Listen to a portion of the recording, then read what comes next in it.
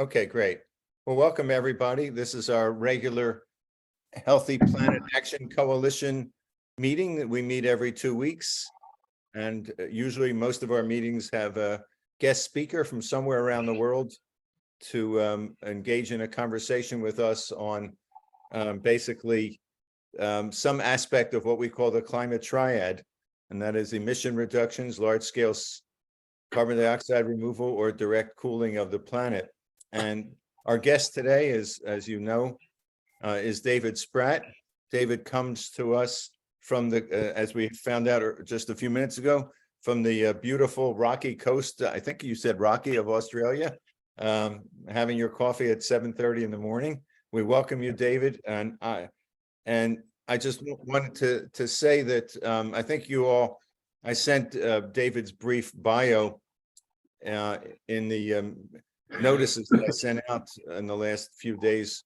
But David has basically been involved with Climate Code Red and the Breakthrough Institute in Australia for quite a few years now, doing really a path-breaking reports that sort of go behind the veil, if you will, of what the IPCC and mainstream science does to point out some of the inconvenient facts and trends that are not always, in fact, rarely, if ever, brought to the attention of the public. And before I introduce David, I want to go around briefly, but I want to say one thing first, and that is, I got involved in my local county here, Montgomery County, Maryland, next door to Washington, about 6 years ago, with an effort to get our county to declare the first climate emergency in the United States, which we were successful.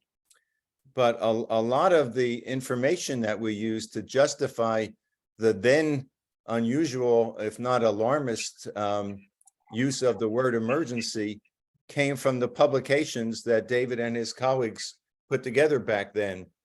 And I know, I assume, David, I don't remember exactly, but you were probably connected with Margaret Klein Solomon at the climate mobilization, and we were the local chapter. And so we would get, you know, they would send us in the mail packages of your publications, 20, 30 of them, and we'd bring them to our meetings and then use them as the basis for basically educating folks on the reality, or at least another point of view on climate. And I think it's fair to say that if one goes back through the variety of publications that touch on a variety of issues, and you will see that unfortunately, you've been right. We wish you were wrong and that you had overestimated the difficulties, but you've been right. And so you've had an enormous impact on me personally and on our efforts here in Montgomery County, and I'm sure elsewhere in the world. And so I'm delighted to have you here. I want to just take since you're new to meeting with us, I want to just take a very few seconds for folks to just introduce themselves, your name, and maybe a quick affiliation and where you're from. It's mostly our regulars, but we've got a couple newer faces today. So let me just start with, I'll just call folks to do this quickly. Rebecca? Hi, everyone. I'm living in Sydney, Australia, Gadigal lands. I'm an economist currently working in our state government on Close the Gap with Aboriginal People, a project facilitating and working with communities on how they get data and use data. And also I've got a lot of interfaith friends, and when we get onto strategies, I'll mention a couple of interesting things that happened this week during Iftar. And Herb, I'm going to buy 2 copies of your book. One of them is for an aid lunch I'm going to tomorrow, because a lot of them are climate activists. But anyway, I really love this group. I've been here about a year and I find it very inspiring. Well, thank you for your introduction, and thank you for your purchase of my book. By the way, I didn't put it on there so that I could get enough money to pay my taxes this year. I think I make $2 on each volume that I sell or so. Robert Tulip. Yes, I live in Canberra, and I'm a member of the HPAC steering circle, and just have been interested for some years in climate strategy and understanding the science. So looking forward to engaging with David. Thank you. Great. Bill Cowley. Yeah, sure. I haven't joined one of these Zoom sessions before, so I'm just here to have a look. I have been following Breakthrough for a little while, and also Prague, looking at some of the PRAG material, but there's too much to keep up with. I guess I'm a retired academic, but been following climate science for some years. And we have a little group in Adelaide, a U3A group, where we meet, we try to talk about these things and try to keep optimistic, but it's a bit hard to do that. Well, welcome. We really appreciate your coming, and we hope you'll, continue coming and put your email in the chat, and we can add you to our list. And, we keep going like this. Maybe we'll get 50% Australian membership out of our whole group there. Victor. Yeah, my name is Victor Smeticek, but despite the name, I'm an Indian citizen. So for the sake of diversity, and I work at the Alfred Wegener Institute in Germany and in Bremerhaven. That's where I am now. And I've been carrying out iron fertilization experiments, and have been interested in the carbon cycle and carbon dioxide removal now. Great. Doug. I'm Doug Grant. I'm basically a corporate planner and project manager. I started my career at Exxon, then named Humble Oil, doing a computer simulation of Prudhoe Bay for 2 years. Fired myself, went to work in the steamship industry, and bookended my career regulating Exxon and 51 other carbon emitters. So I'm a generalist. I've been retired about 10 years, and nice to meet you. Great. Ron. Hi, I'm Ron Bayman. I'm an economist. I'm also in the HPAC steering circle, and I'm glad everyone's here. Paula. You're on mute, Paula. Still can only barely hear you, Paula. That always helps. Sorry there. Okay. So my organization, Biodiversity for a Livable Climate, and very happy to be there, and glad to meet you all. All of Great. you who I Welcome, have Paula. not met before. Welcome, Paula. And Evan. Evan Hughes. I'm in Menlo Park, California.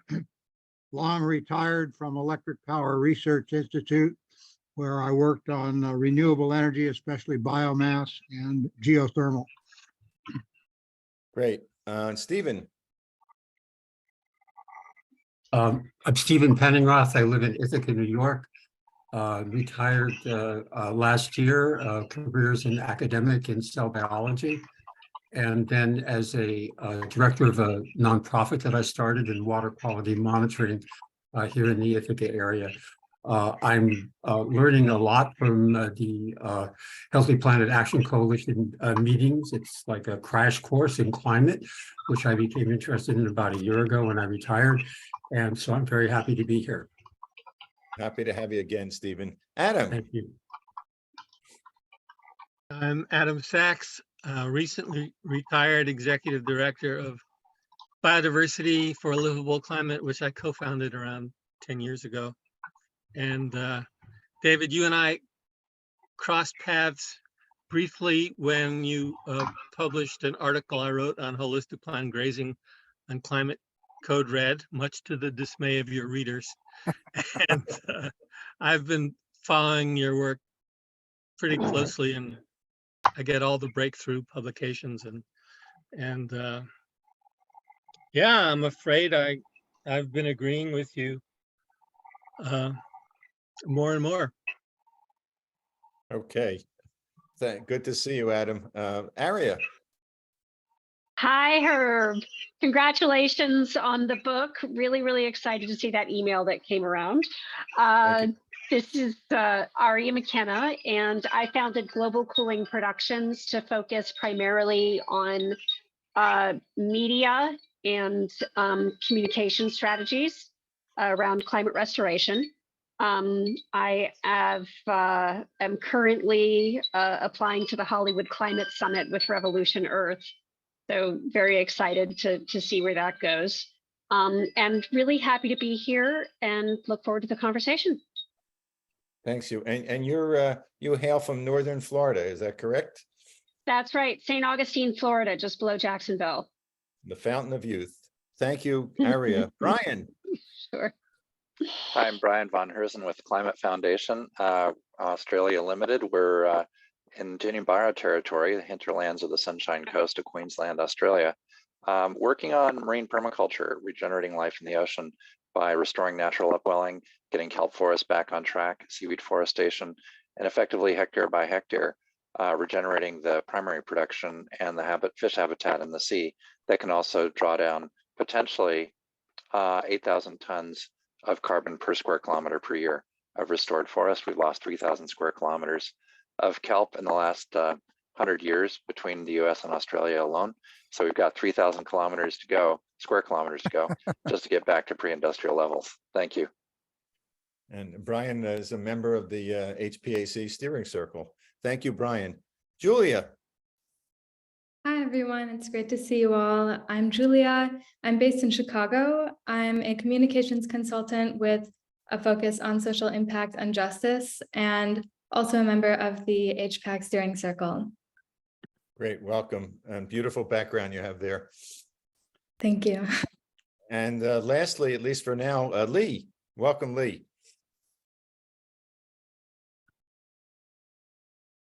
Are you there, Lee? Maybe not. Well, let's start. And Lee, if you want to, at some point later, if you come back, you can. Sorry, Herb, I could not get the mute button off. Okay, go for it. Thank you. I'm Lee McNair. I'm in the Montgomery County area like Herb is. And I'm with an environmental justice group at my church. I have no science background, but I'm trying to learn as much as I can so that when I am a part of advocacy groups, hopefully I'll be advocating for something that will actually be effective. Thank you. Thank you, Lee, and welcome.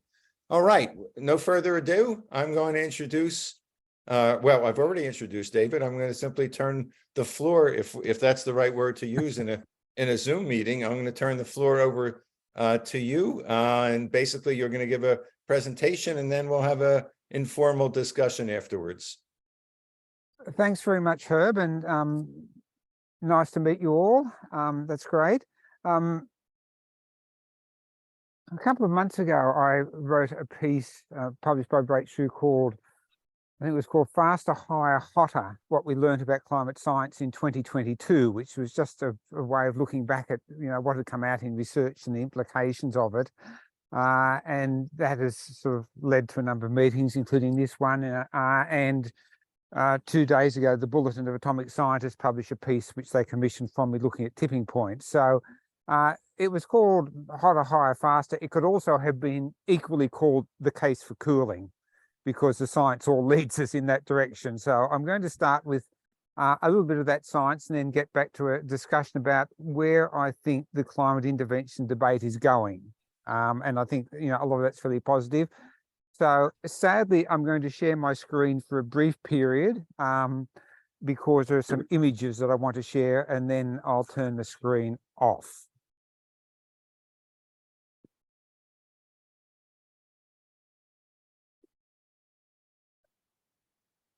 Have we got a full screen there, Herb? Yes. Excellent. Look, just a little bit of context, as Herb said, just so you know where I'm coming from.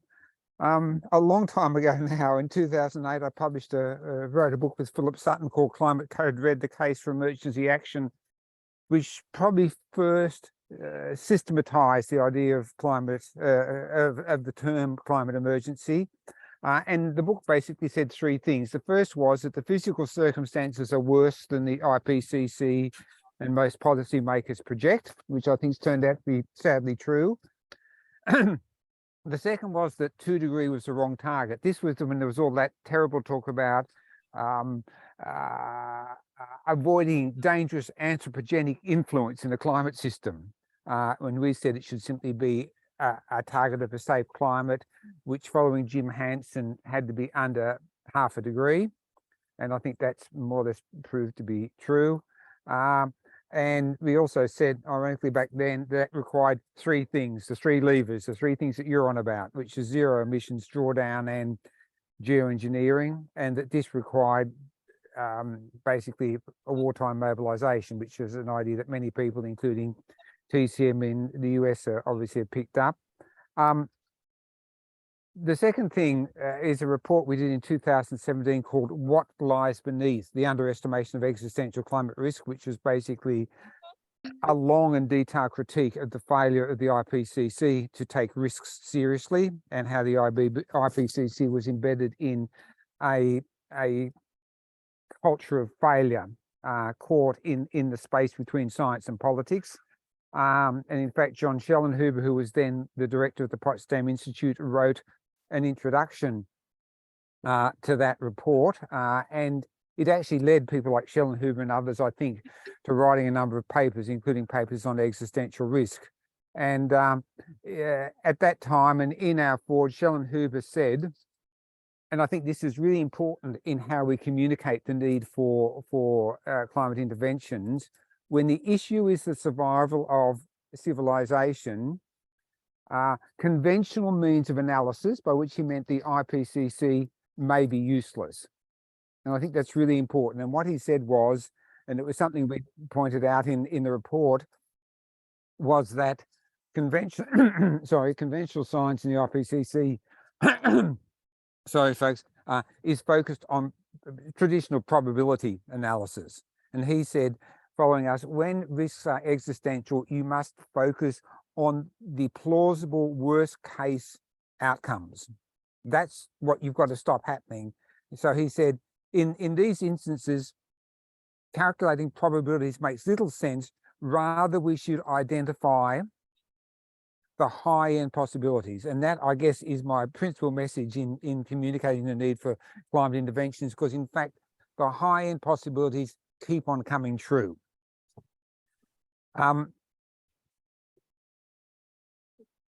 The principal, I guess, message out of What Lies Beneath was the failure of the IPCC to deal with risk management issues seriously. So classically, and this has become the dominant political narrative out of the IPCC and COP reports, is this idea that you can have a carbon budget with a 33 or 50% chance of failure. You know, so we've got X 100 million tons of CO2 for a 50% chance of 2 degrees. What it's saying is that this budget has a 50% chance of failure, of not keeping to the target. And in fact, a carbon budget with a 50% chance of keeping to 2 degrees actually has a 10% chance of 4 degrees. A 10% chance of 4 degrees, which we know would be civilization ending. And this struck us as absurd, because we don't accept the 10% failure in our private lives, whether it's car seats or buildings or bridges. I mean, the risks of failure we accept in our everyday life are tiny percentages of 1%. And so it was our analysis that incorporating as core business of the IPC risks of failure to the Earth system and to civilization that would be unacceptable in our own lives raise fundamental questions about the efficacy of the IPCC project as a whole. So what I want to do now is just quickly share a few charts that actually came out since we did our Hotter, Higher, Fast report. The first from your the US Energy Administration is projected carbon dioxide emissions for the energy sector out to 2050. And as you can see in this chart, in the median case, they're still 80% of what they are today. So net zero 2050 for US energy is actually only a 15 to 20% drop, which is a terrible, terrible failure. And it goes to the wider data and projections of the International Energy Agency of emissions maybe flatlining globally this decade, but essentially plateauing after that and not decreasing further. The second chart is one from Wood Mackenzie in the Financial Times, looking at the world's 3 largest exporters of LNG, liquid natural gas, being the US, Australia and Qatar, and looking at their liquefaction capacity, which is their export capacity over the next 10 years. And you can see there that if you add those three numbers together, the export capacity of the three largest gas exporters will double in the next 10 years. So there's no decrease in emissions there. The third is this chart that Jim Hansen put around that other people have seen as well. The grey line is sulfur dioxide emissions from global shipping. You probably know that 3 or 4 years ago there was a new covenant came in which basically banned high sulfur bunker fuel and a drive towards cleaner shipping emissions. So the amount of sulfur being emitted, sulfur dioxide being emitted by the global shipping industry basically went from almost 10 megatons, 11 megatons a year to about 2. And of course, as we know, sulfates, aerosols are a principal agent, a short-term cooling agent in the atmosphere with a very short time frame of longevity of 7 to 10 days. And as soon as you pull aerosols out of the atmosphere, you reduce the cooling mask and temperatures will kick up. So the orange line is essentially the energy, Earth energy imbalance, or they call it absorbed solar radiation anomaly. So this is essentially the energy imbalance at the top of the atmosphere. This is measured for the North Pacific, the North America, and the North Atlantic, which is probably about 1/4 or 1/5 of the world's surface. And as you can see there, and it's not coincidental, with that drop in sulfate emissions, the Earth's energy imbalance in that part of the Northern Hemisphere essentially went from half a watt a meter to about 4 watts per meter. And every watt per meter translates to about 3/4 of a degree of warming at equilibrium. So what this has shown, and this is something that Jim Hansen has pointed out to, that over that area of the North Pacific, North America, and North Atlantic, there's been roughly a 3 watts per meter increase in incoming solar radiation, which would translate to more than 2 degrees of warming eventually. Oh, wow. 2 degrees of warming over 1/4 or 1/5 of the world's surface, which is about half a degree of warming globally. And this is something that people who read Jim Hansen has been talking about for a long time, what he calls the Faustian bargain of aerosols being reduced. And so if you look at, this is from, I think, Jim's December newsletter, just tracking global temperature, and he points out that we are now starting to get this uptake and an increasing, an accelerating rate of warming. We're about to have a new El Nino, and in fact, March, the month that's just passed, was the hottest March on record. And he says because of continuing high emissions and the reduction in aerosols, due to either less fossil fuel emissions, or in the case of shipping, or in China, cleaning up emissions from coal and bunker oil, he expects warming to double, the rate of warming to double over the next 30 years. So if you look at his chart, in this range, we'll hit 2 degrees around about 2040 to 2050, about 2045. And Jim Hansen is rarely ever wrong, given my experience of him. And lastly, this is just the March figure, and you can see once again, the March figure is over 1.5, as it was in these periods back there. So the idea that 1.5 is a long way away, we've got a carbon budget for 1.5 is mad. Very quickly, and then I'll stop the PowerPoint. So in our Faster, Higher, Hotter report a couple of months ago, we said things which I think are obvious and fairly easy to prove. The first is that emissions may not peak till later this decade and then flatline. Whereas, things like the carbon law say that to have any chance of 2 degrees, you've got to halve emissions between 2020 and 2030. We'll certainly be at 1.5 this decade, maybe before the end of the decade. The third thing is that there's this sleight of hand in IPCC reports and at the COP, because they talk about 1.5 scenarios, but in fact, they're overshoot scenarios of going to 2 degrees or more and then getting back by the end of the century with speculative technologies. I mean, particularly things like BECCS. So we are on a path to 2 degrees of warming before mid-century, as Jim's chart shows. A point which is, I think, not well enough understood is that 2 degrees is not a point of system stability. In past climates, it's very rarely reached equilibrium at 2. It tends to go to 3. So because of the feedbacks which are really in play now, and we're really burning by 2 degrees, if you get to 2, as Rockstrom says, you'll get to 3. So we're really on a path of 3 degrees now, which I think, unless there's some amazing political change, is fairly well locked in. The last 3 points we made, that the tipping points are happening faster than forecast. I mean, I keep on seeing papers saying, if we get to 1.5 degrees, there will be tipping points. That's wrong. Tipping points are happening now. I mean, tipping point for coral reefs is probably 0.5 degree. For West Antarctic ice sheet, it's under 1 degree. We now have Jason Box saying there are tipping points past in Greenland. The same is true of Amazon. So the idea that 1.5 is okay is just wrong. The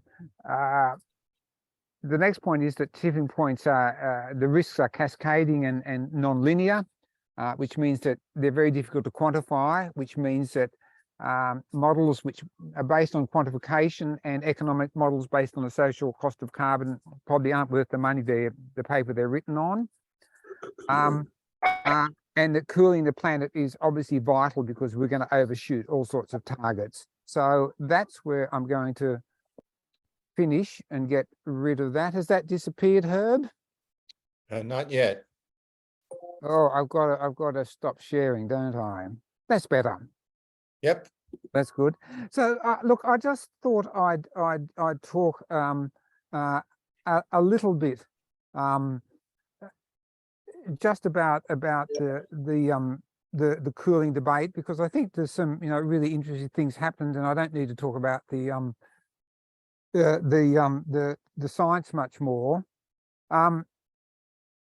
Let me just find my notes. I think the climate intervention debate is changing, partly because of the physical reality, partly because the risks of what's happening now are better understood, partly because there are more eminent voices in support of climate intervention.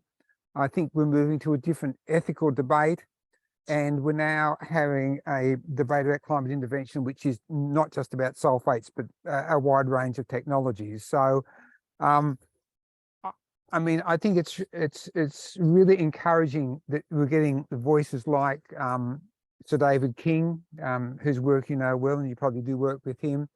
A really eminent former chief scientist in the UK who advised 3 UK prime ministers, really leading a climate intervention debate and being really upfront and saying things. He wrote a forward to a report we did a couple of years ago, and he said, what we do in the next 2 or 3 years, and he was talking about Arctic cooling, will determine the future of humanity.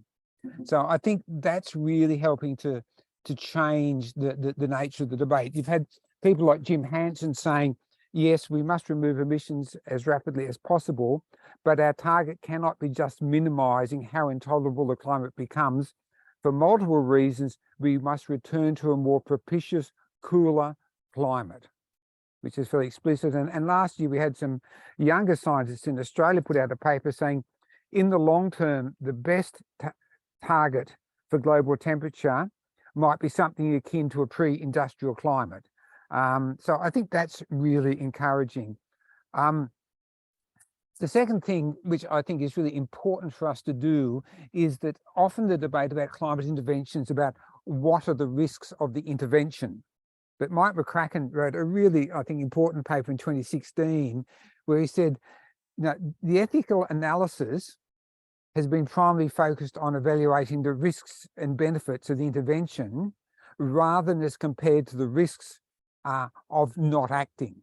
And I think that's really our strong point, to say, and I say to people, when I debate them here, because most NGOs and activists are not too keen on this stuff, I said, we are now in a place of the least worst outcome. There are no ideal outcomes, And I think interventions are the least worst outcome. The risks of the interventions, of some of them at least, are less than the risks of destroying civilization. So I think that point about the ethical analysis being about the risk of not acting is really important and valuable to us. Mike also makes the point that there hasn't been enough attention to the cost of delay. And he says, if we delay too long in climate interventions, we may lose the capacity to reverse things.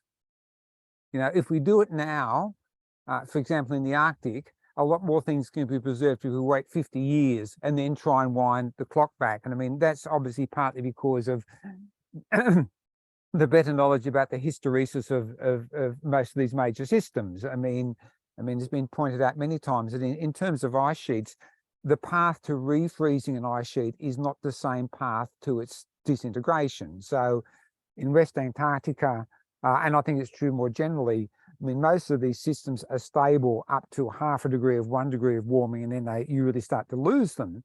But people have said, if you actually want to refreeze them, you probably have to get back to pre-industrial conditions. So, you know, the cost of delay is really important. I think the other thing is coming back to Mike's point, is a debate about the ethics of this. I've written a piece, a sort of a Climate Interventions 101, which has not been published yet. And I talk about the climate movement and what I've called triage politics in climate, where, and it comes back to that discussion and framing of policy making as avoiding dangerous anthropogenic interference, where rather than a normative goal of protection, you have this speculation about how hot can it get before something burns? How hot can the saucepan get before the frog dies? So for 1/4 of a century, policymakers have speculated about the maximum damage that civilization and the Earth system can tolerate. In other words, and it's still a debate now, how close to the edge of the cliff can we stand without falling off? Is it 1.5? Is it 1.2? This is not a normative goal. It's a really dangerous goal. And the second point to that is that a lot of climate activists have traditionally come from the nature conservation approach, from environment organizations, which is basically a hands-off nature response. But that is no longer appropriate for climate interventions, because the reality is that hands-off will no longer protect nature. It will actually, because of the momentum of the climate system, a hands-off climate interventions attitude will actually destroy nature. So all tools at our disposal must be explored. And I guess the last point, and it's obvious to all of you because this is the work you're involved in, that the debate on climate interventions has moved. Perhaps 10 years ago, it was all about sulfates and planes in the upper atmosphere. Now it's much more diverse. So you've had people like Sir David Attenborough coming out in support of the Arctic initiatives, and Attenborough saying, and I quote, "Refreezing the Arctic where it possible would be a huge defense against the global catastrophes currently threatened by continued global warming." And that's about as eminent as you can get. So I think the fact that the debate about climate interventions is now more diverse is important. I think the debates about Arctic interventions are easier to win because the paths forward are less risky than sulfates. I mean, obviously, a huge amount of money should be put into researching anything and everything that can possibly work. But I can see why Sir David King has focused on the Arctic, because there is a political path forward. And as you know now, he's getting a lot of grip, politically speaking, and talking to some people with a large amount of money in Europe and America to try and make this a reality. And so I think from these points of view, the climate intervention debate is in a much healthier place than it was 5 or 10 years ago. And I'll leave it there, Herb. Wow. Thank you so much, David. There's so much that you gave us to discuss and chew over and ask you about. I just want to make a couple very brief comments. First, since you started speaking, we've had 2 additional folks join us, Paul Zeitz and Leslie Field. And if I could ask the 2 of them just to put a sentence or 2 in the chat introducing yourself. Welcome to both of you. Secondly, I wanted to mention that I happened to catch this. I don't know if anyone else on this call did, but you spoke, David, just several weeks ago at the MEER group, MEER, and both Ye and Barbara Sneath are members of our group as well. But your video is I think available on their site if you haven't gotten enough of David today. It's a very provocative conversation as well.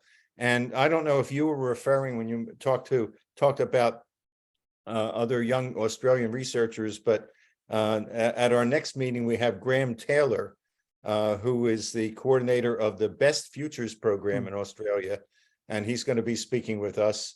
And he's also a supporter of the kinds of things we're talking about today. And lastly, you mentioned Mike McCracken. Mike is a very active member of our group, and in fact, just emailed me 5 minutes before the meeting expressing his regret that he couldn't come today, but he's eager to watch the video as soon as we put it up. So with that, my first question, and then I'll turn it over to folks. In the meantime, you can put your virtual hands up if you have a question, so we can line up for that. Is, if we go back to the early 2000s and you and your colleagues, I guess, Ian Dunlap and maybe Philip and others, what was it that sort of allowed you was the incentive to basically go against much of the conventional wisdom and start putting out this information that at the time, certainly you were not the only ones, but you were among, as I mentioned at the beginning, the leaders in the world.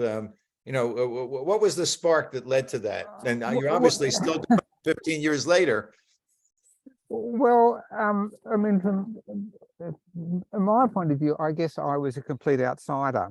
And I mean, I think often in these debates, outsiders can see things that insiders can't see.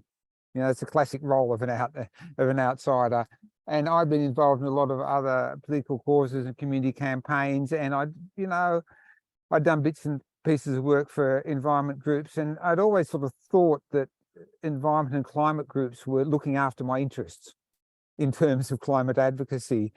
And in 2005, when the Stern report came out, you may remember that Nicholas Stern, the UK economist, brought out a report, which was said to be important. But Stern said, well, we could have a goal of 450 parts per million or 550 parts per million, which he said was 2 or 3 degrees of warming.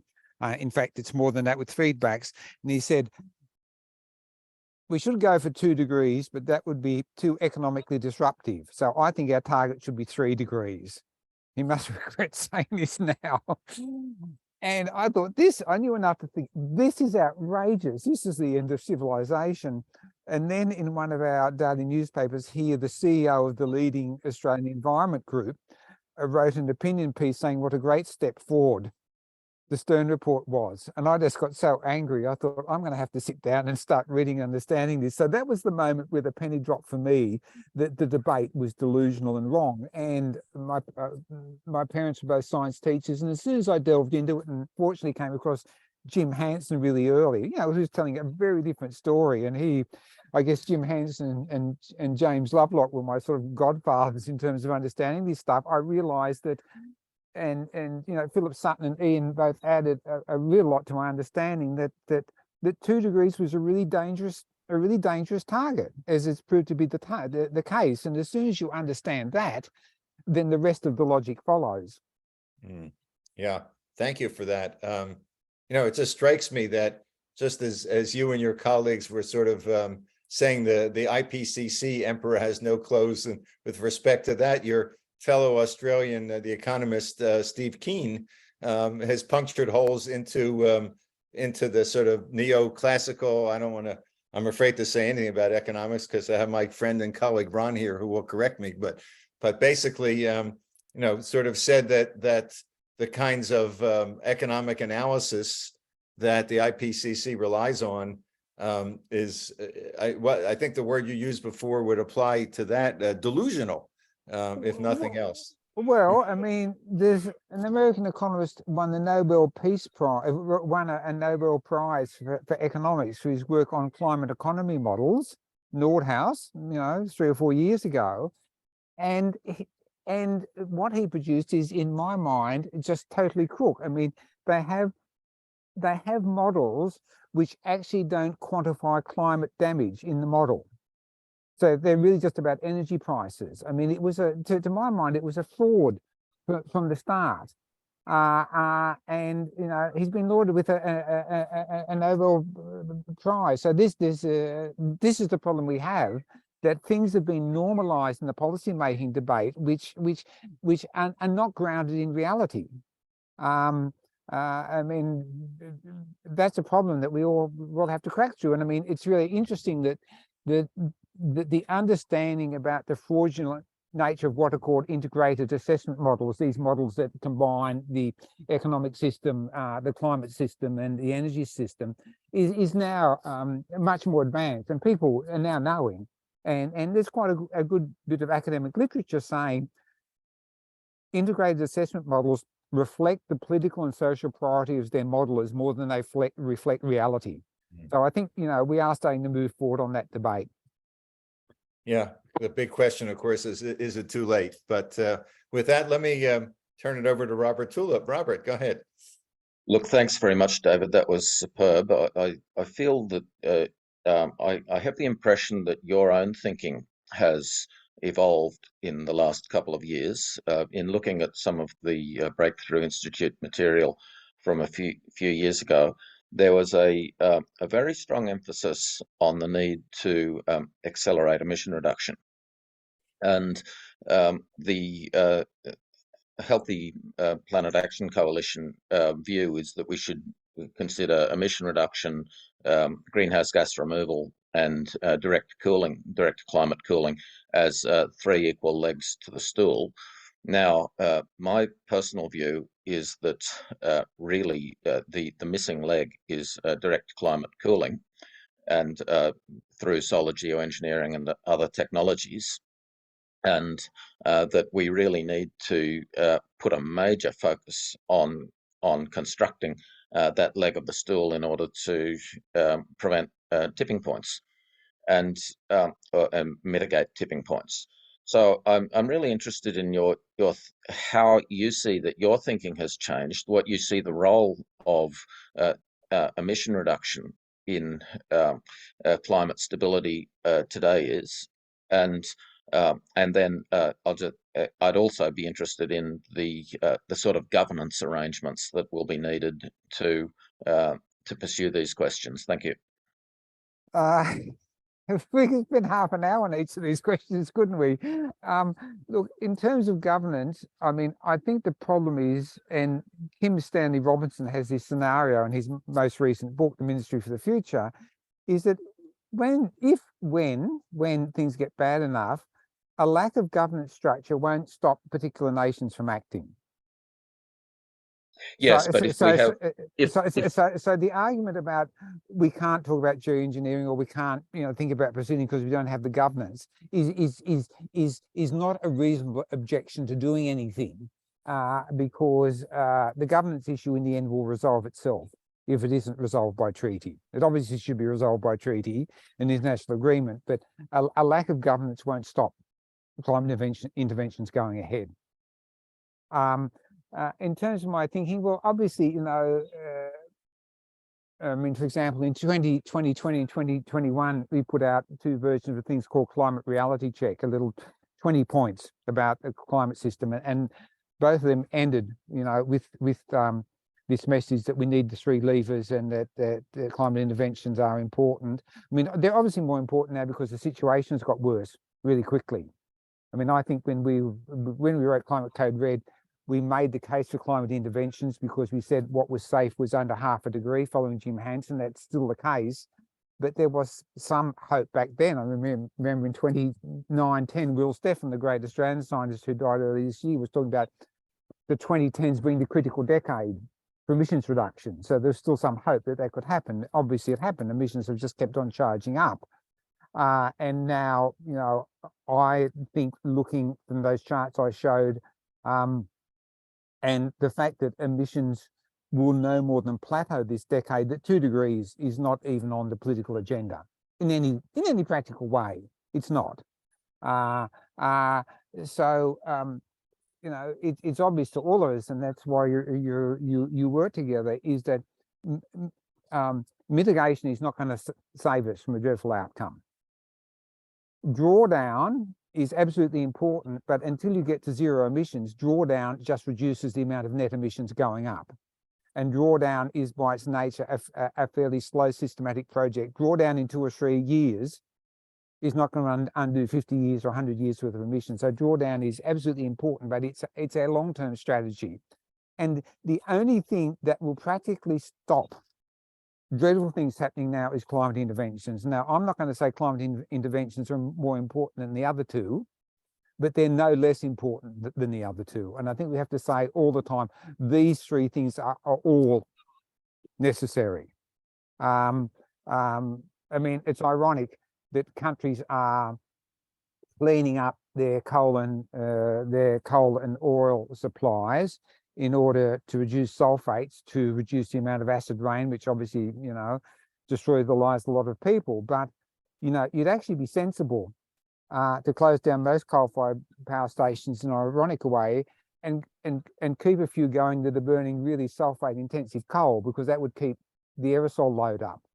So I mean, there's all sorts of ironies in the circumstances, but absolutely all 3, but without climate interventions, whether they're global or regional, we are not going to stop things happening at a systematic level that will likely destroy human civilization, not humans, but I mean, Chatham House did a report 2 years ago. If people haven't read it, I really urge you to go and read the short version of the Chatham House Climate and Security Assessment. And they said the path we're on, if there aren't rapid emissions reductions, will mean that by 2050, there will be a 50% increase in demand for food, up to a 30% reduction in crop yields, and we can see this leading to global instability and breakdown, social breakdown and conflict. And this is the UK government's principal think tank. So, I mean, I think the idea that we're heading for failed states, a breakdown of relations between nations and regional global conflict is not on the margins anymore. It's what state analysts are now thinking. Yet the British government continues to reject climate intervention. Yeah. Well, that's the contradiction, isn't it? Okay, I think, Ron, I think you were next, and then Adam. Yes, thank you, Herb. Thank you, David. You seem very, very much on the same page as many of us here. And in fact, you know, a similar journey and everything else. I'm a radical economist, just to be clear. I'm not at all. I'm in fact I guess that kind of a colleague of Steve Keen and et cetera, you know, other heterodox colleagues. I recently, I mean, my recent calculation of like 4.7% a year reduction in GHG just to meet the IPCC goal of staying, you know, roughly at 1.8 or well below 2, which, you know, is just not, I mean, we're going nowhere with that. So that's 8 years, year over year. So, you know, we put out, anyway. So my question is, two questions really. We recently had, David Keith on. I don't know if you saw the video. And, you know, David, of course, has been a leader in SAI work.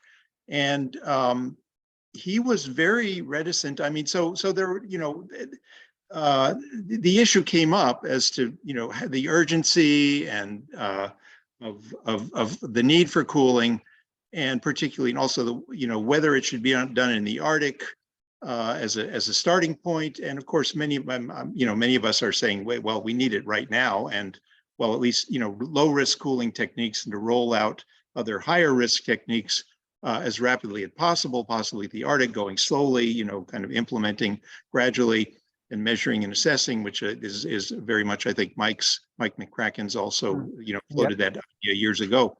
And David was really very, he seemed to have real disagreement with that on the grounds that, I think it was kind of an economic, the middle latitudes, the southern hemisphere are the folks who really need the cooling the most, which of course is true. But there, he did, and of course his understanding is it would happen later after more research and so forth. Has been his position. So my question is two things. One,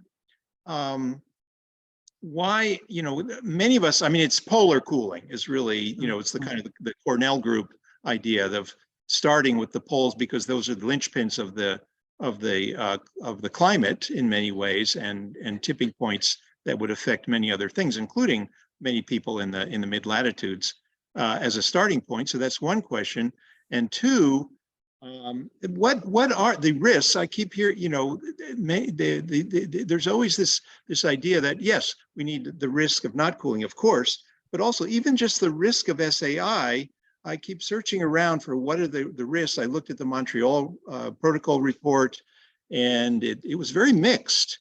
Even for Antarctic cooling, they're focusing on what the effect on the ozone will be. It's very, very mixed. It's not at all.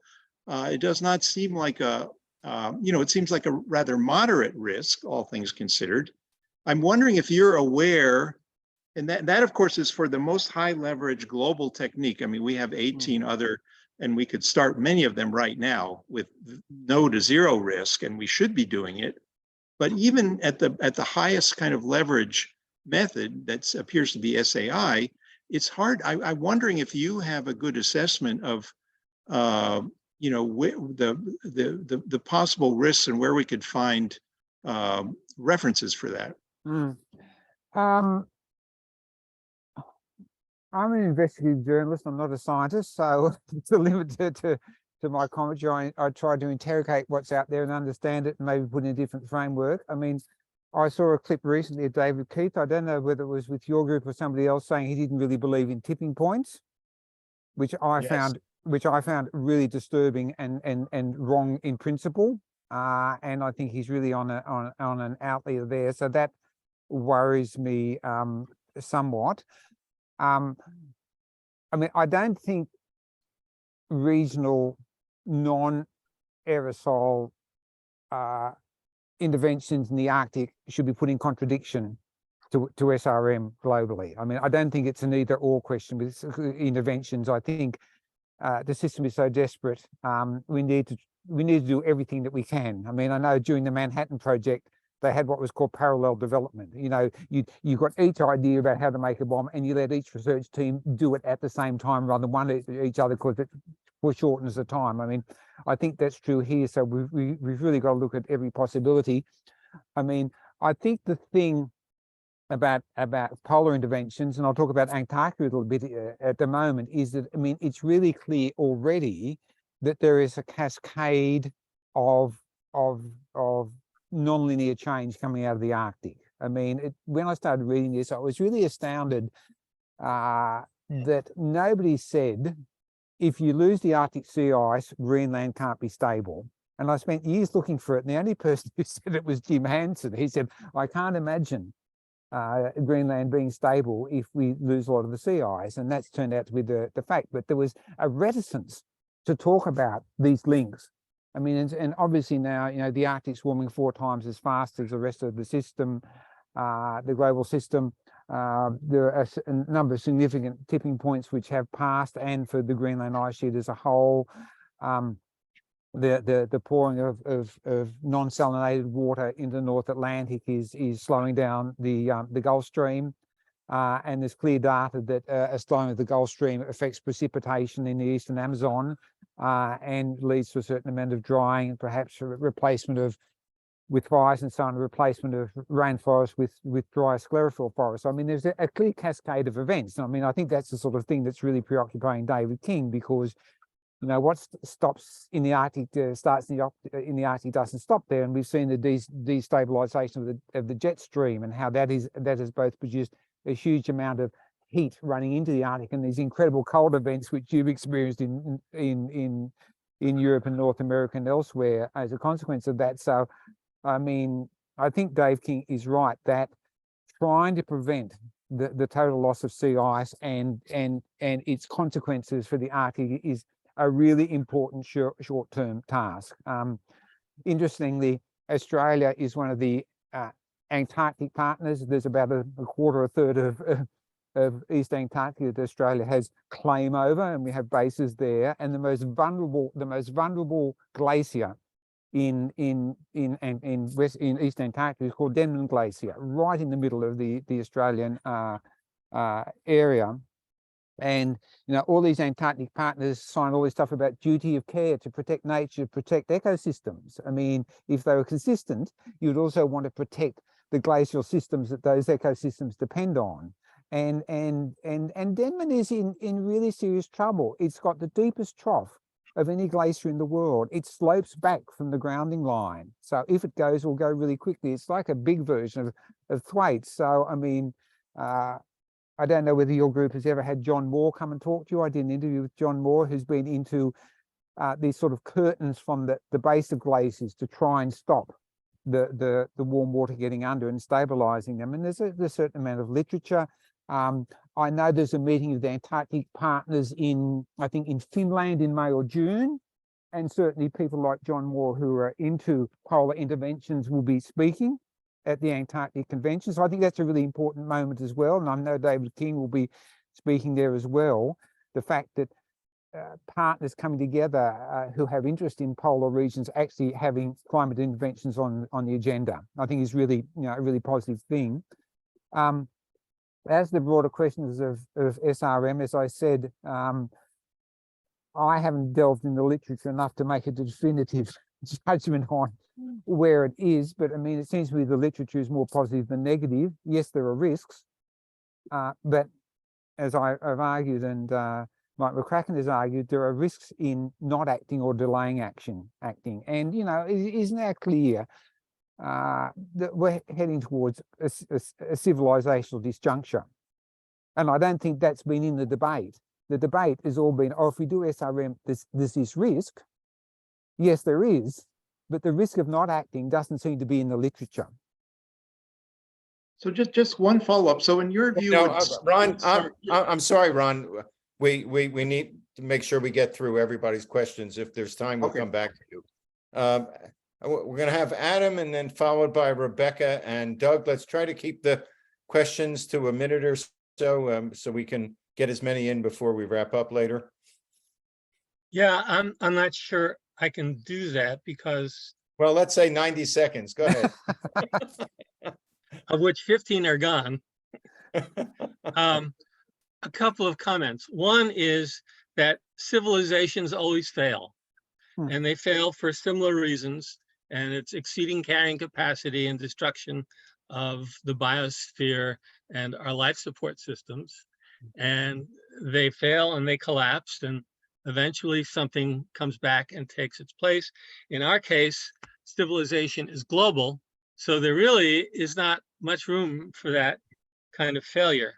And part of that failure is that people run around in circles wondering what to do next, and it's very hard to focus because things around you are collapsing, and they're collapsing on an exponential curve, and it's very difficult for us to understand, even at this point, to see exponential curves because they accelerate so fast. And that's been very apparent in the last 4 or 5 years. So given that, David, I find you very optimistic.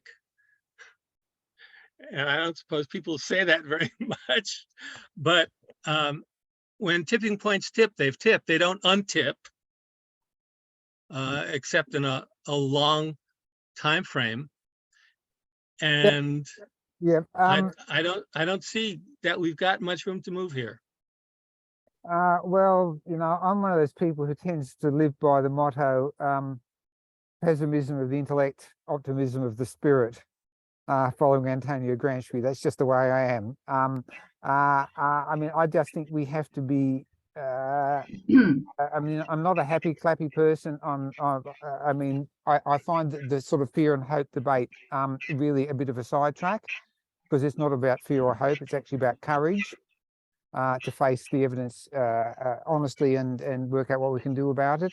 I think on tipping points, some systems will respond fairly well with cooler conditions. Corals will respond fairly quickly because there's not much hysteresis or none.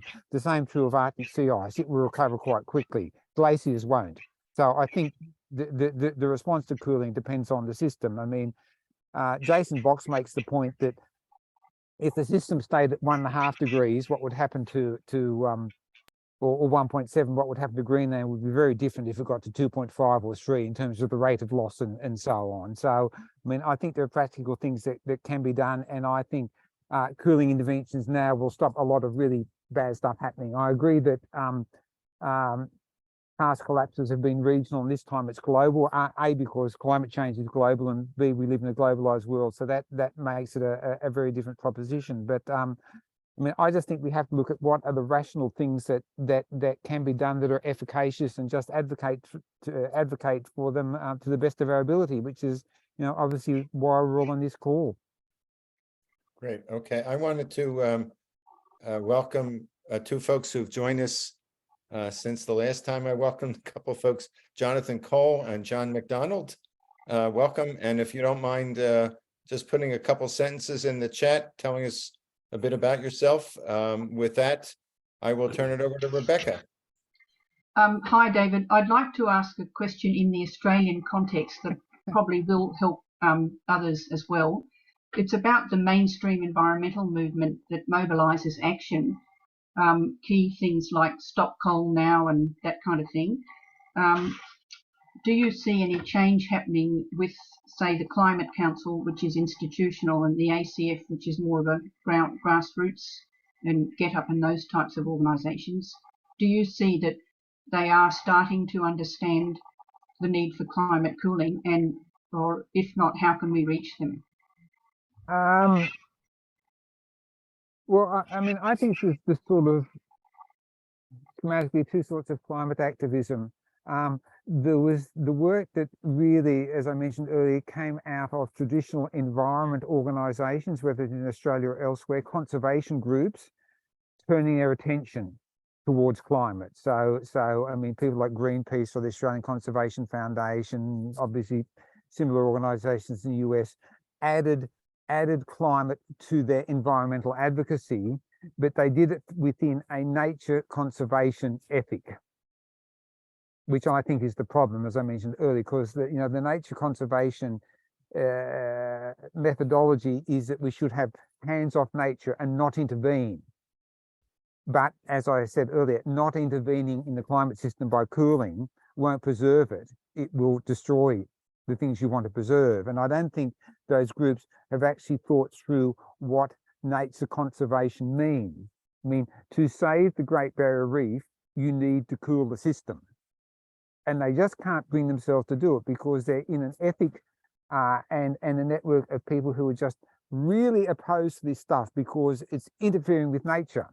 And I'm saying we've been interfering with nature since we started burning coal and oil. So I am not optimistic about those groups. I just think that they're a problem. On the other hand, if you look at the people who are really changing the story, whether it be Extinction Rebellion or Greta or young activists, I think there are different sort of organisations who don't have this long history of wanting to work inside government. These large institutions who think that compromising with parties in power all the time is the way forward. We've had another example of it here, which I won't bore with people with, where people were basically going for low goals, and they don't understand that you can't negotiate with the laws of physics and chemistry. You have to say what needs to be done, But I see a lot of younger activists who are much more open to the climate intervention idea. But honestly, I think, I mean, the fact that most large advocacy organisations continue to repeat the IPCC, celebrate the IPCC, don't understand the risk problems, think that going to the COP is a good idea, means that they're on the wrong side of the story now. I just think that a lot of them are just internally lost, to be honest. Hard to disagree with that. All right, well, we have got a few more folks. Yeah, I do want to say something just. Wait a minute, let me, Brian, if I could. Doug, we have Doug and then Paula and then Brian. And then I'd like to, if we have time, I'd also like to see if Paul would like to say a few words, because you put this interesting idea in the chat about a global cooling treaty. So if we're able to get Doug and Paula and Brian, and then Paul, if you're willing, maybe to wrap up with a bit of a discussion on the cooling treaty, I think that would be a great last 20 minutes or so for our session. So with that, go ahead, Doug. Just to let you know, I've taken my hand down, so there is more time. Okay, well, I hope you didn't take it down for any reason other than you got your question answered or whatever. But in any case, go ahead, Doug.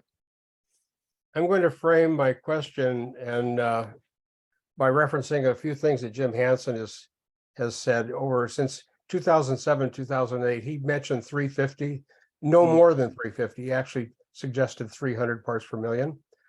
In December 3rd of 2013, he suggested a 6% per annum, as Ron was suggesting earlier, reduction in emissions, and agricultural and forest soil management, mainly soil manager. I don't know if you talked about biochar then, but we haven't done any of that. And it occurred to me that in order to get the elephant out of the room, that is the trillion tons of CO2 and other greenhouse gases, we really need to have a new extraction industry, which is extracting greenhouse gases, and including things like Brian with his kelp farming and repopulating the whale populations to sequester carbon, and all the other different ways of mining. I'm going to say mining, extracting greenhouse gases.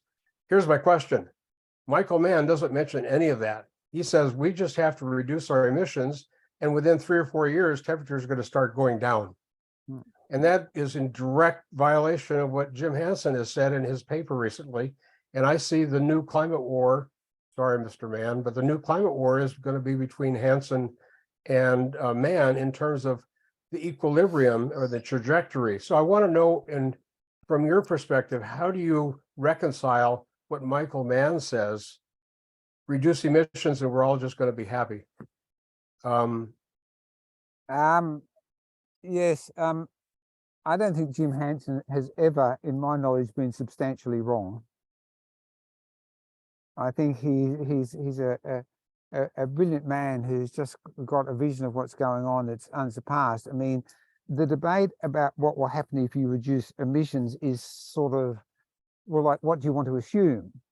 I mean, there's obviously a large aerosol forcing, a temporary cooling. I mean, Jim Hansen's had this long debate with himself by having this debate between his 2 grandchildren about whether the aerosol cooling is smaller or larger, where the net aerosol cooling is, half to 3/4 of a degree, or is it a degree to a degree and a half? And we've never been able to measure it because, as he pointed out, the satellites are never put up there.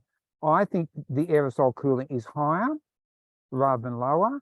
And there's various evidence for that, including some papers a couple of years ago on ocean stratification, showing there is a stratification at the top of the ocean that's preventing the as much drawdown of heat into the deep ocean as was assumed in the models.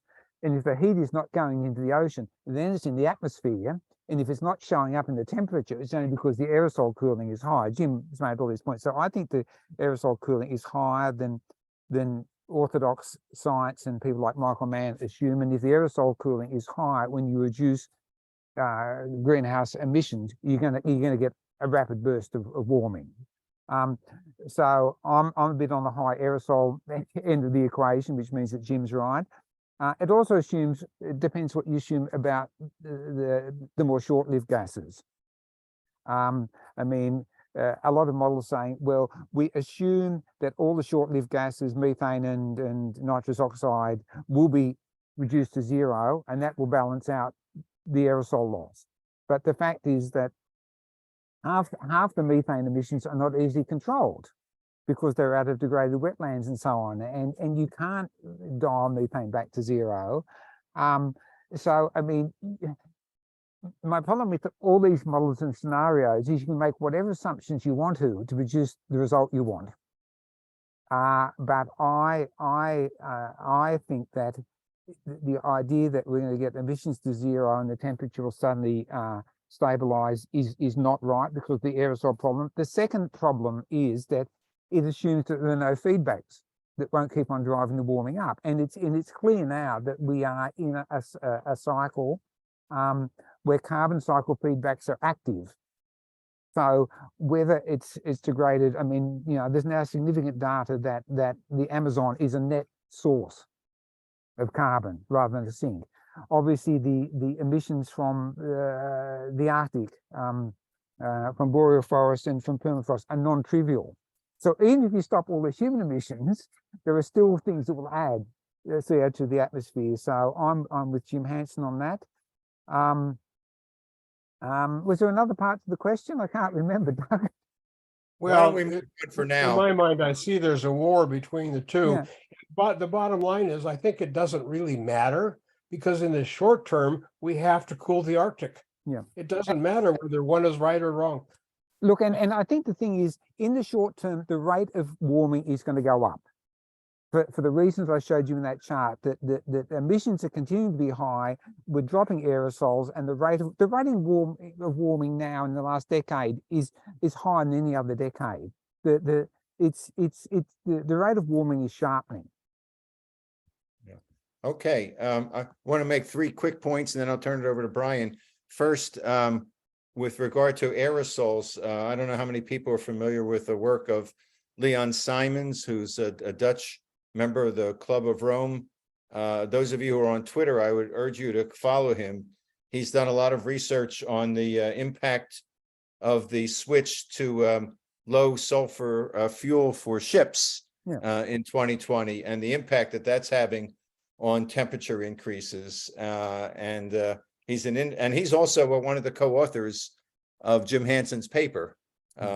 So that's the first thing. Secondly, just very briefly, when you talked about methane, when we had David Keith, my eyebrows went up when someone asked him about methane, and he felt it was no need to even think about implementing any of these experimental techniques to suppress methane. He just, well, it falls out of the atmosphere, and he was very dismissive, which surprised me.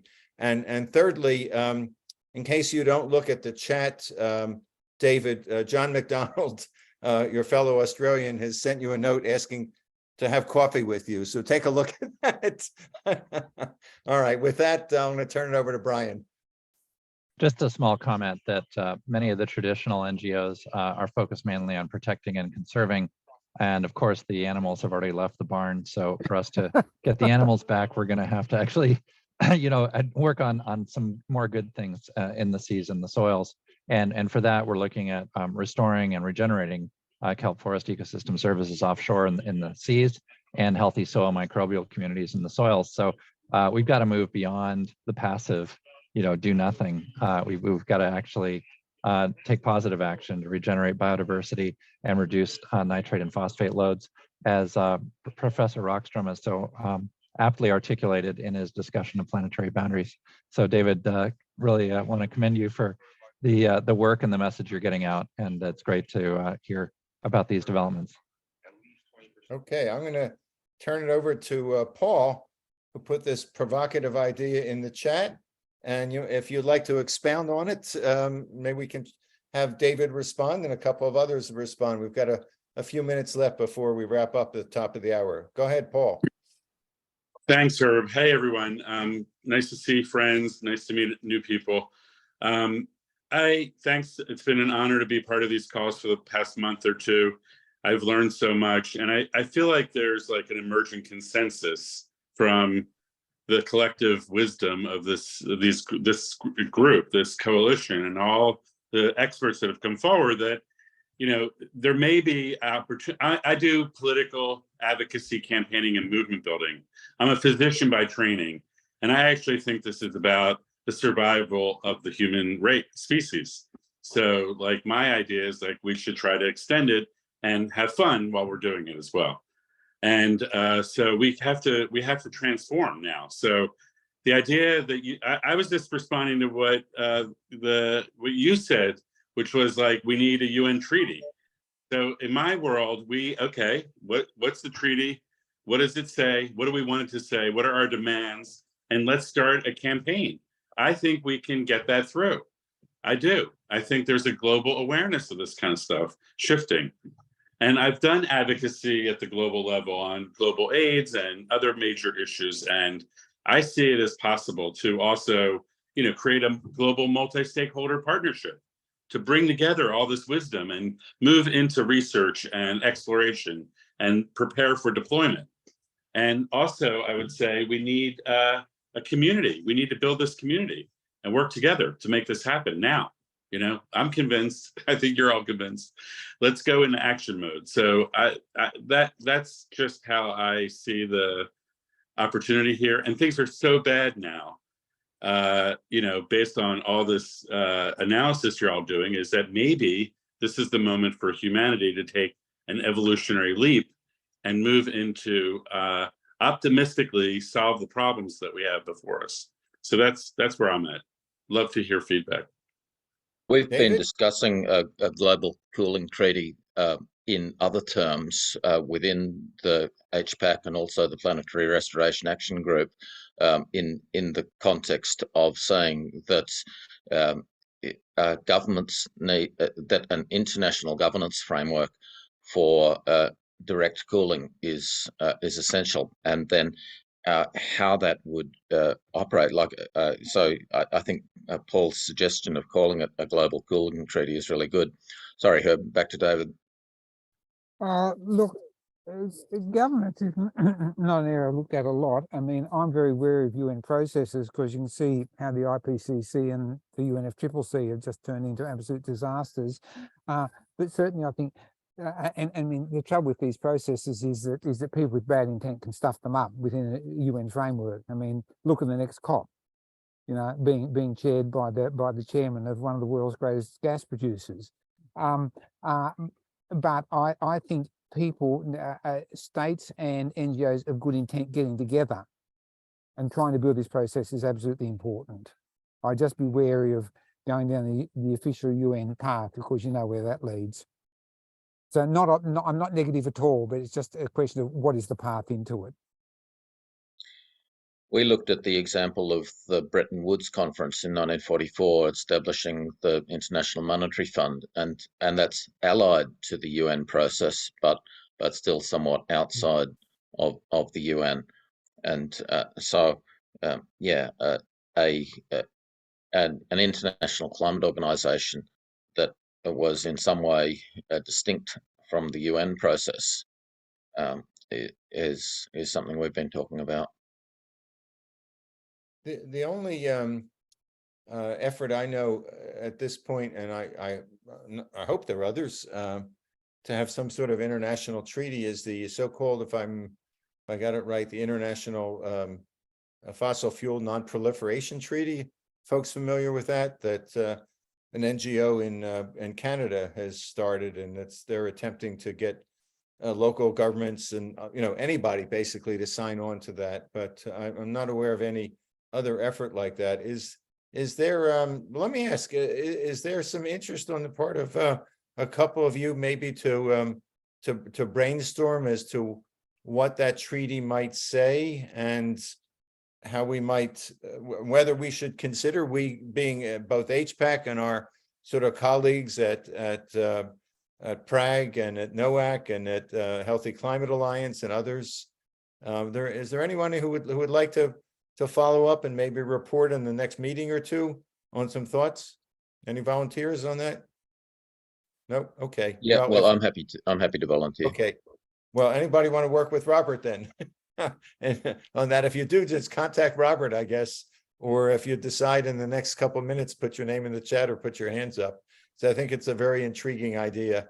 And we need to, we need to find, explore all sort of pathways to affect the decision-making process, none of which obviously will be easy. Are there other questions or comments that any of you would like to make? Paula, would you like to go again? I see you're off the screen, but I know you had withdrawn your question. If not, then we'll go back to Ron and give him a second chance. Go ahead, Ron. Well, thank you. Yeah, I think whoops, am I getting feedback here? Anyway, that's I kind of agree with David on the, I mean, that gets to my issue of the, wouldn't it, do you think, David, it makes sense in terms of implementation? I get that, one thing is not contradict the other thing, or either a global or polar or whatever. We need it all. But the question was really, I just got to move it further away here. The question is really getting started, and that was sort of the way it was. I asked David Keith, as a way to start. Shouldn't we just start wouldn't it be best to pilot it in the polls and ramp it up gradually from there? And I unfortunately, I think this is going to have to be done by some leading actors, because it's so extremely urgent. But this would be a way to do it without measuring it and evaluating, piloting, and then eventually getting to global if we find out that if everything works out. So that was just my follow-up from the earlier question. Well, very briefly, I mean, my understanding is that the initiative on Arctic cooling that David King and others involved in is very much determined to get some practical on the ground results really quickly. It's not a theoretical exercise, it's a practical exercise. I mean, ironically, in Australia, there are some researchers who've actually had permission and started to do some very small scale experiments on marine cloud brightening over the Great Barrier Reef. So in Australia, we have nobody knows about it, but it is actually got a small amount of government funding to look at marine cloud brightening. So, I mean, I think, feet on the ground is what's really important wherever we can to really support those initiatives who can start doing experiments and testing things, because that will, quote unquote, break the ice. Okay, I see that Paul and Aria have agreed to work with Robert on the global cooling treaty. So I don't think it's unreasonable to set a timetable to get this adopted by the world community by what? The end of this year? By the COP? Come on, guys. All right. Well, we're going to hold you accountable. This stuff is so easy to do. My goodness. I want to ask, we got just a couple minutes before the top of the hour, and we appreciate your appearing and staying as long as you have, David. But if you were the sort of a philosopher king or ruler of the earth at this point, what's the pathway that's not entirely idealistic, that has at least some element of realism, but would obviously be a stretch more than what we're doing now, to get from here to where I think we all pretty much agree, which is, an emergency scale deployment of accelerated emissions, CDR, and whatever portfolio of cooling can, basically bring temperatures down and stabilize things to give us time for the other two to work.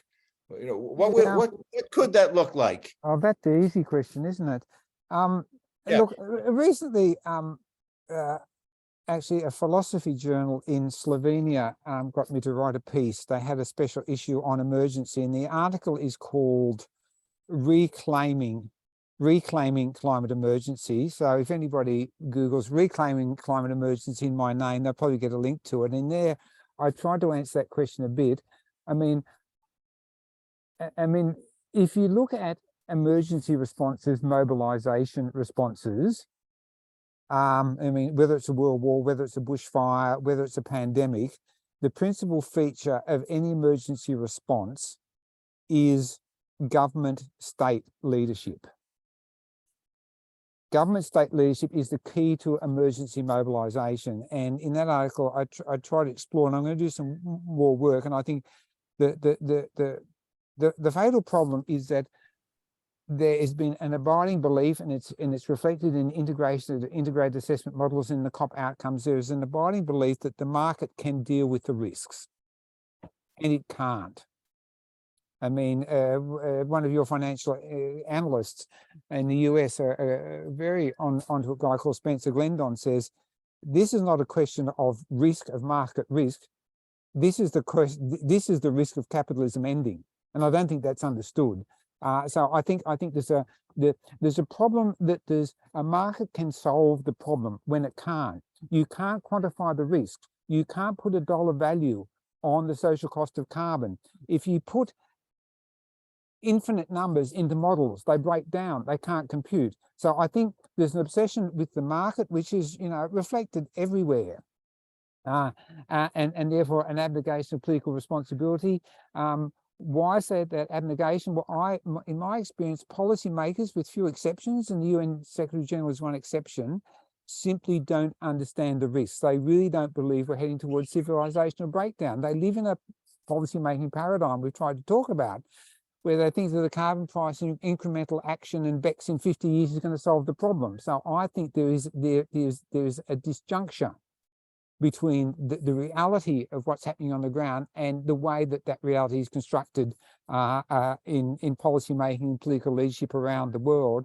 And when you combine that sort of groupthink with an obsession with the market, which cannot calculate or respond to the risks, then you've got the sort of failure you have. So I would say it's about continuing to hammer the risks and trying to get policymakers to adopt a risk framework that actually deals with the reality of what's going on, and trying to get people to understand why the market has and will necessarily fail.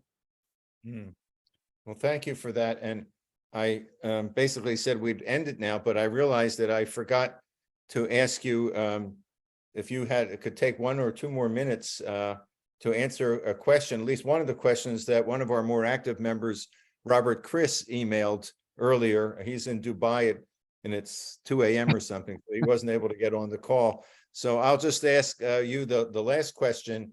What odds are you currently giving that cascading tipping events sufficiently serious to disrupt the global economy will not begin by 2030, 2040, and 2050, respectively? If I like these odds, where can I place my bet?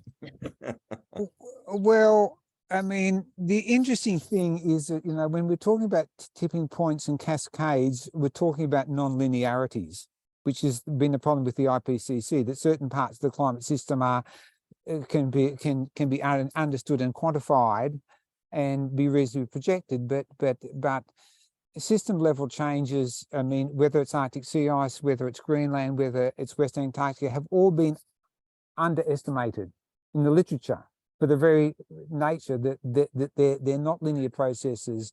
They're subject to system dynamics, they're subject to hysteresis, so they won't come back the same way.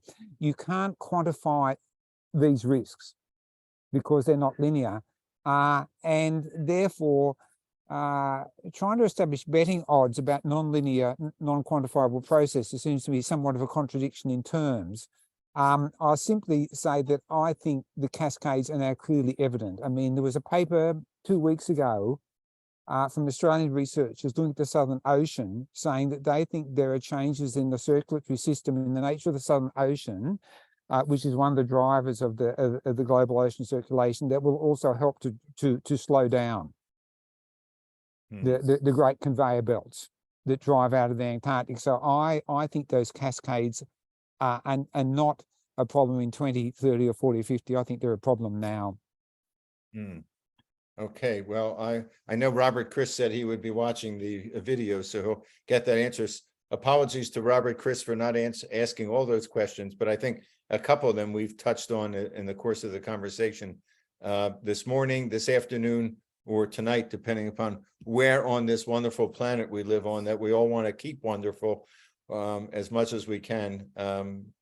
So with that, I really want to thank you, David. Your commitment and your insight and your knowledge is second to none on these issues. We hope you'll stay connected with us. Maybe we can touch base with you if and when we flesh out this global cooling treaty idea. Get your input and support for it. Thank you so much, everybody. My pleasure. Stay active on the list. The SC people, the steering circle people, if you've got a few moments to stay on. And in 2 weeks, we'll have Graham Taylor, also from Australia. Thanks again, very everybody. much.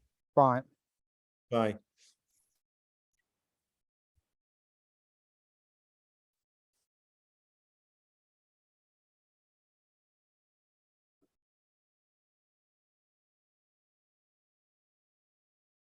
Jonathan, are you there?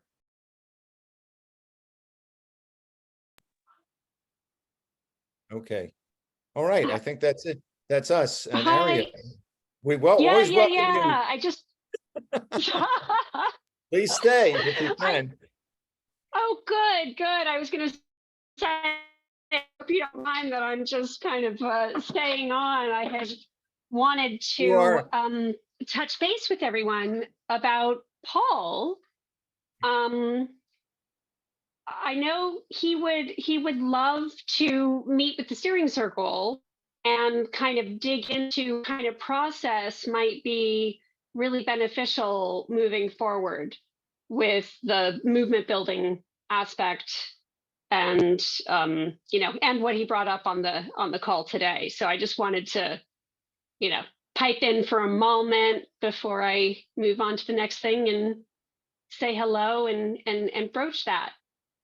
Well, as I wrote when you first suggested that, I've known Paul now for a few years. He just lives down the street from me, and I'd be delighted to the other members of the steering circle would be willing to give him some time to get to know us and vice versa. Paul is, as Aria knows, I mean, he's an extraordinary guy.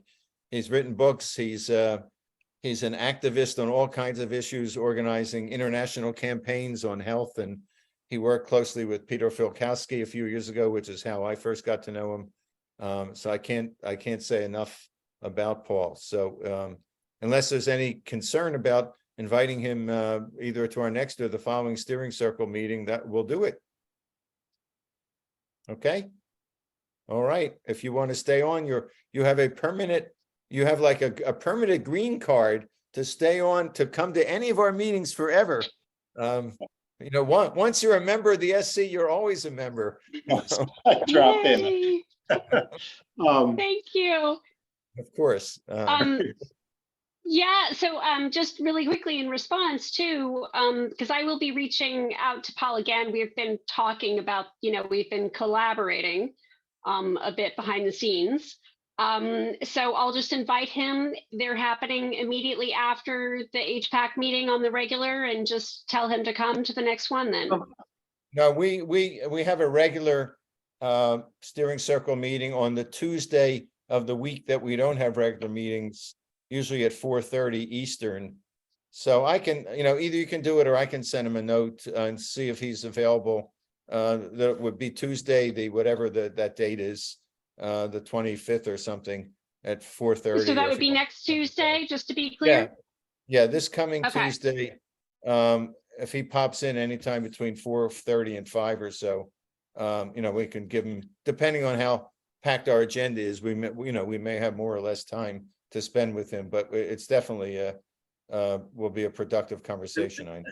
Aria, if he could send out some, like he talked about a treaty. I mean, maybe just some thoughts on what he has in mind, if he wants to do that.